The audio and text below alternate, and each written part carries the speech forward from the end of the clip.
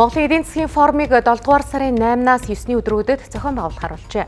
За энэ жилийн форум засаглал ба эдийн засаг, дэд бүтэц, хөрөнгө оруулалт, шинэ эдийн засаг, уул уурхай ба стратегийн нүүцгэлсэн 4 сэдвээр зохиогдох юм байна. Мэдээж хэрэг шинээр байгуулагдсан байгаа Зандан шадар тэргүүтээ засгийн газрын бодлого бол олон нийтийн анхаарлын төвд орцсон байж байгаа. Дэлхийн нийт хүлээж байна. Манай хөрөнгө оруулагчид хүлээж байна. Манай хөгжлийн түншүүд бол хүлээж байна.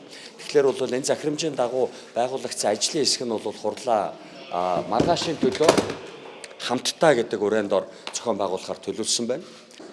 Засгийн газрын зүгээс бол төр хувийн түншлэлийн хууль, за энэ үе шатуудыг бууруулах, аймаг орон нутгууд хувийн хвшлийн түншлэлээр хувийн хвшлийн дэмжлэгтэйгээр төслүүдээ санхүүжүүлэх энэ механизмыг бий болгох чиглэлээр ажиллана. За мөн гадаадын хөрөнгө оруулалтын хуулийг улсын хурлд бас өргөн мэдүүлнэ. Хөрөнгө оруулалтын орчныг сайжруулахад буюу хүнд суртал үүсгээд байгаа энэ зөвшөөрлүүдтэй тэмцэх, мэргэжлийн холбоотуудад зарим зөвшөөрлүүдийн чиг үүргүүдийг шилжүүлэх, хувийн хвшлийн мэргэжлийн холбоотын үндэсний худалдаа аж үйлдвэрийн танхимын гэх хамгийн зөв платформуудыг ашиглах чиглэлээр бол ажиллаж байгаа.